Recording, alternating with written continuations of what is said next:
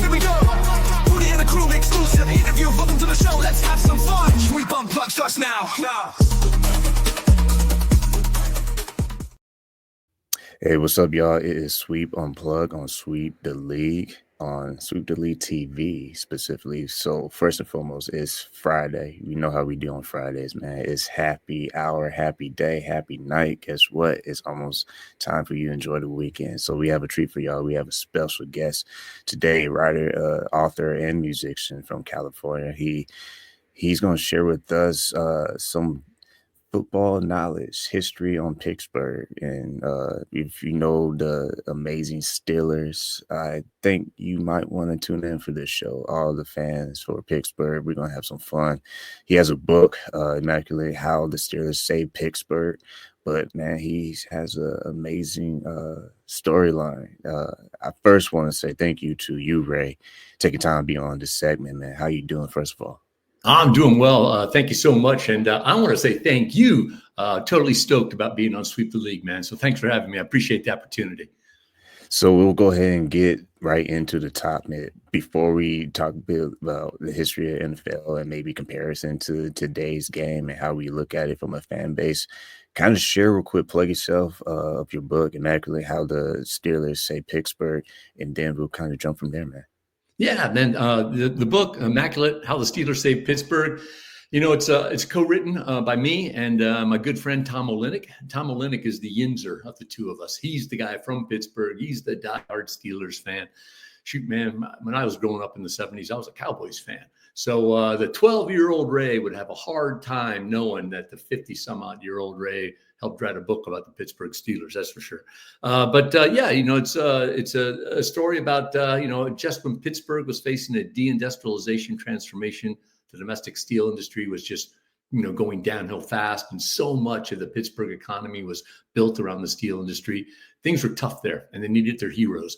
And they found their heroes playing football over at Three River Stadium. And they weren't exactly heroes for the longest period of time. From, you know, their founding in 1933 to 1972, they were pretty poor football team. Mediocre would be saying you put them at the highest level you possibly could. But then everything changed in 1972. All of a sudden, they were a very good football team. They were the NFL's first, you know, dynasty in the Super Bowl era, 4 Super Bowl championships in 6 years, from 74 through, you know, the 1980 Super Bowl. You know, the story is just kind of weaves those stories around about how when Pittsburgh needed its heroes, it found them in the football team, in its football team. And what was really cool about it, Shmai, was that, you know, we watched a ton of football games. Thank goodness there's YouTube out there. And you have all these great football games with these great players.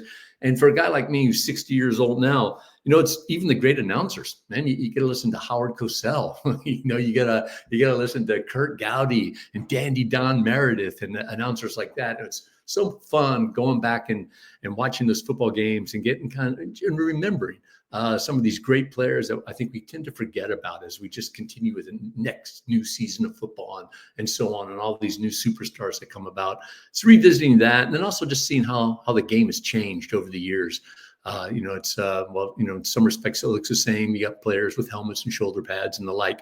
You know, the game is much, much different. And watching those great games from the 70s, early 80s, it's interesting to see, you know, how, you know, what has changed. What I love about sports, man, it really brings fans together. And even if you are a fan of a specific team, we all know when it gets close to the Super Bowl, sooner or later you're going to be on the bandwagon because everyone's going to watch the Super Bowl game at least. So if your team don't make it, it's always something that we tend to do. We want to cheer on somebody who we think might win. When you look at how, Super Bowl is getting close. We all know it's going to be in February, but what do you do?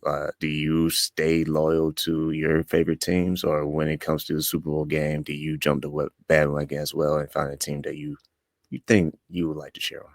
Yeah, you know, it's interesting in the world of outside of North America, where football means soccer, in the international world of football, you know, they talk about neutrals, where, you know, it's like, yeah, you're watching a match, but you don't really care who wins. I don't know if we're like that in the United States with the NFL. I mean, our team might not be playing in the game, but we very quickly decide who we want to win, right? And you cheer for it, right? And so I'm a fan of the Seahawks. And the Seahawks probably are not going to make the Super Bowl. But when the Super Bowl comes around, I'll be cheering for somebody. I want somebody to win. Every game I watch on TV, I never find myself as a neutral, thinking, well, I'm just going to sit back and just enjoy this great game. I'm cheering for somebody within the first couple of plays. Even if I don't go into a game, I care less. If Atlanta's playing Carolina, but man, when I sit down there and watch Atlanta, Carolina, right away I'll be going, you know what? I think I'm cheering for Kirk Cousins and the Falcons today. So yeah, although when I do watch, since I am a Seahawks fan, when I do watch, football, when there's Western Conference or Western Division teams in the NFC playing, I hope that they lose. I typically cheer because every loss for them is a win for the Seahawks, right? Yeah. No, I love that because when you think about how the game has changed over the years, specifically think about the Steelers, what do you appreciate just seeing how the players, looking at the different, positions, running back, quarterback, everybody's touchy with the quarterback. I mean, they get a lot of heat, but as you see how football has developed over the years, what excites you the most about the talent level and maybe just like the historic background, how we all kind of come from that base, that foundation? Yeah, the thing that I like, I admire the quarterback play today, but one of the things that I miss is the running back play and the running emphasis on the running game from 50 years ago. Yeah. In 1978, the NFL instituted the illegal contact penalty, where defensive backs could only really touch a receiver for the first 5 yards from the line of scrimmage, and then after that, hands off. And that really opened up the passing game. When you look at the Steelers, legendary Hall of Famer quarterback Terry Bradshaw, he completed just over 52% of his passes over his career. 52%. And in today's football, if you complete 52% of your passes, you probably can't play for your high school football team, much less play professional football. So that 1 5-yard illegal contact rule changed everything. Way back before 1978, quarterbacks had to actually have eye contact on their wideout because they never knew where they were going to be. In today's NFL, you can go through your progressions, go from one progression to the second, to the third, perhaps. When the pocket gets collapsed on you, you can always throw it to an area where your player is going to be there because you can trust in them to be there because they haven't been molested off the line of scrimmage. That rule was first implemented in 1978, was called the Mel Blount rule.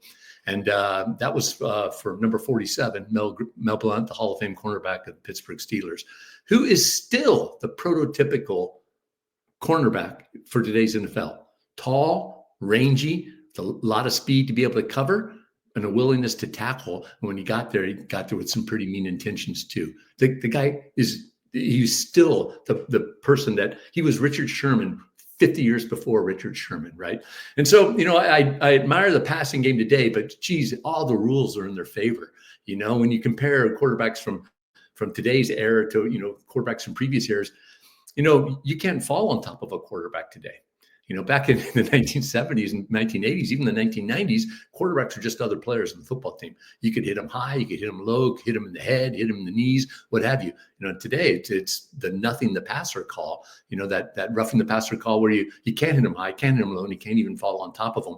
Quarterbacks have it good today. And I hope they appreciate it. I know it's still a tough position to play and all the attention's on you, but it's a tough position to play. And then, thinking back to that running game, back in the day, coaches used to play callers used to be the quarterbacks. Terry Bradshaw called his own plays.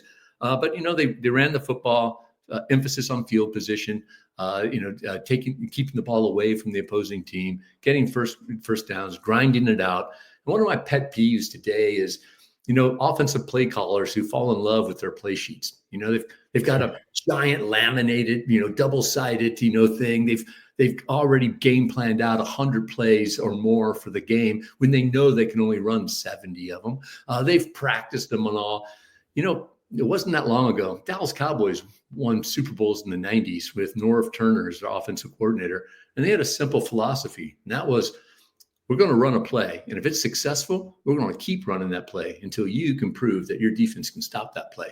They may have only run, a dozen plays the whole game. I mean, they ran each play 5 or 6 times each. But if you couldn't stop them, why would they go to something different?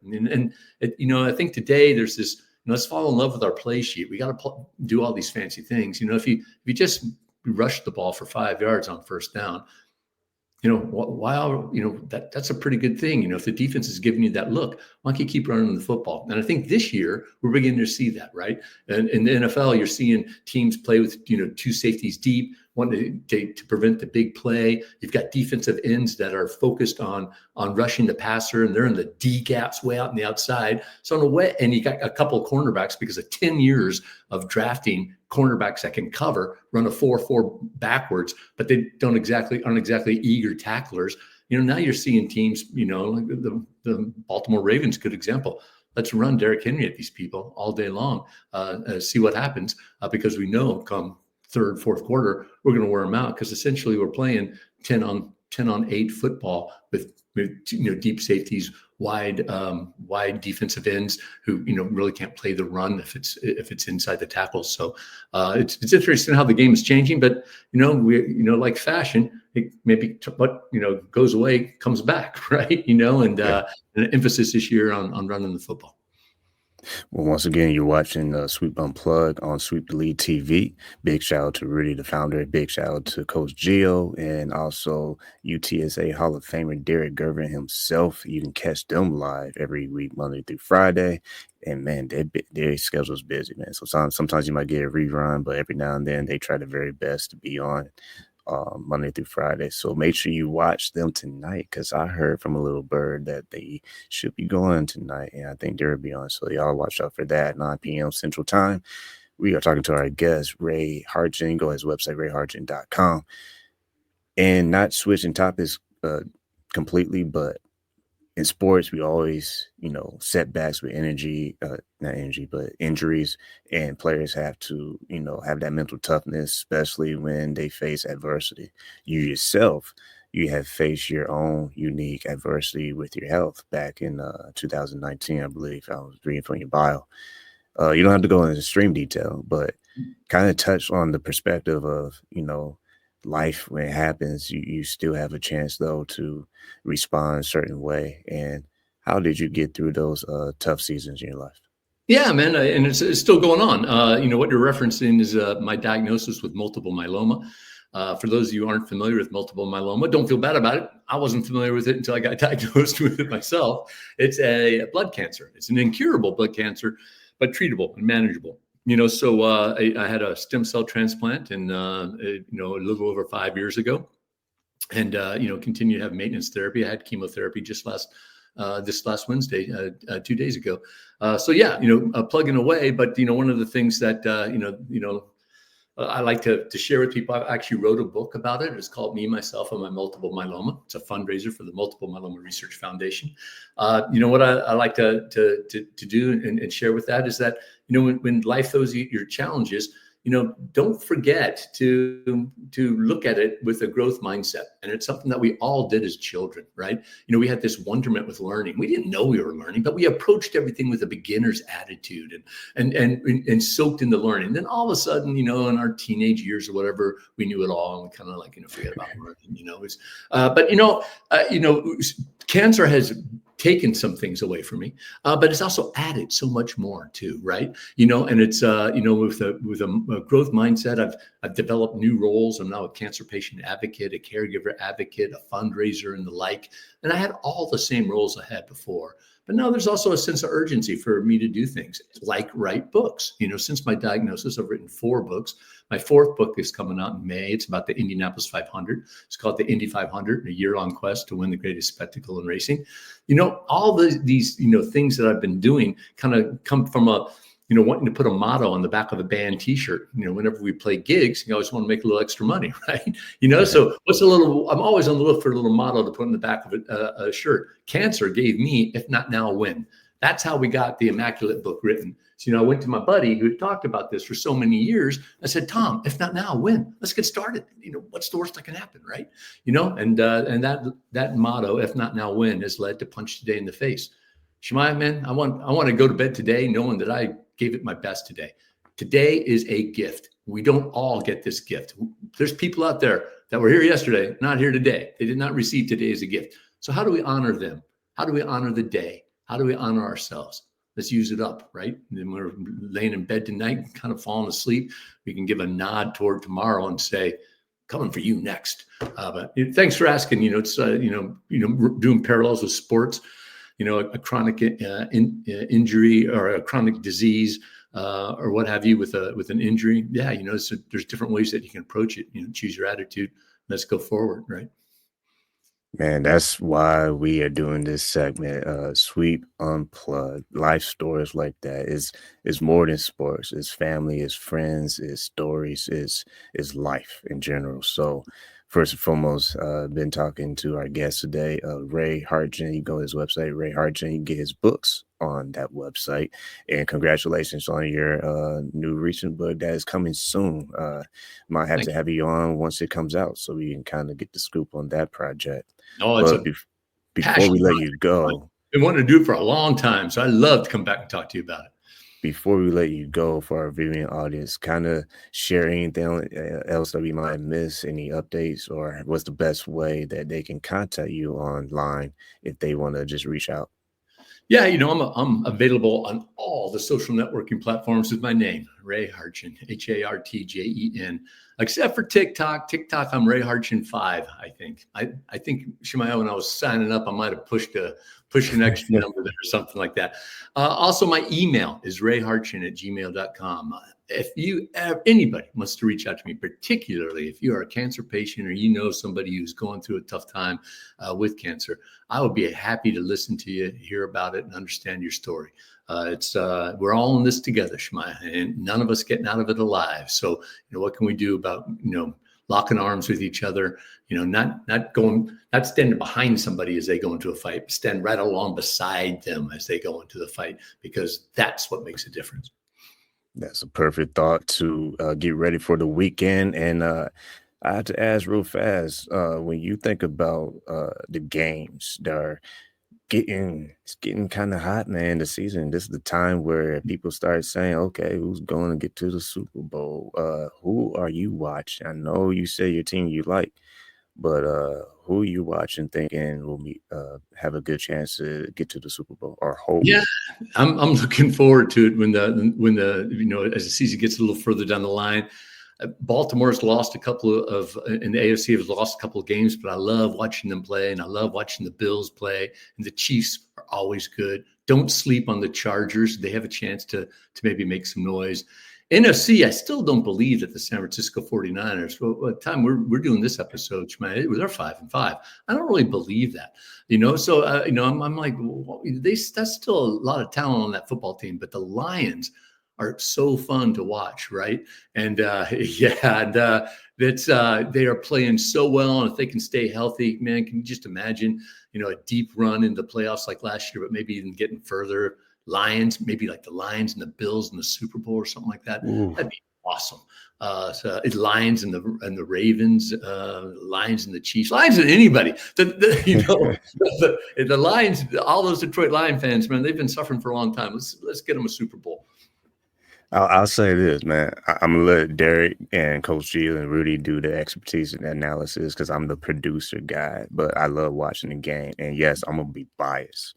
I'm hoping that whatever is meant to be, I hope the Lions go after that, man, because I'm loving what I'm seeing.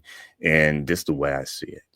If the Lions are blessed to get that far, it's not going to be easy. But if they can, not only is that going to be exciting, but just maybe we might see the Cowboys get inspired and the shift will turn in their favor from, hey, it ain't going to be bad all the time. So how about them boys? I'm not a big Cowboy fan, but I'm in Texas, man. If you're in Texas, it's hard to not like the Cowboys, man. So I would say this, if Detroit goes far, it might be some light at the end of the tunnel for the Cowboys because they can I'm not saying soon, but I'm just saying eventually they might get their chance and The time to redeem themselves. Lions have never even played in this Super Bowl, and that's one of the things, the topics that we talk about in the book, the Yeah. Immaculate book, is that Pittsburgh has come out of their deindustrialization transformation smelling like a rose. They are a new economy success story.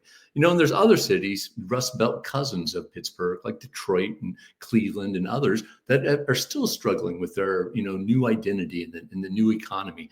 And Tom's thesis all along was the difference was, the Steelers and the heroes that they had, back in the collapse of the automobile industry, domestic automobile industry, that the heroes, weren't the Lions. They might have been the Pistons, which was one heck of a good basketball team for a really long period of time. But let's see. The Lions are so fun to watch these days, man. It's a good time to be a Lion fan. So good for them. They've been suffering for a while, right? So it's about that time, man. I'm loving it. I'm loving what I'm seeing, even with the adversity that they're facing with injuries. They still find a way to win games, which is like, wow, this is like a special moment where you can kind of see like, yo, there's some magic in the air. They might be on to something this time, and we'll see. I don't like making bold predictions because you say something crazy and then all of a sudden, oops,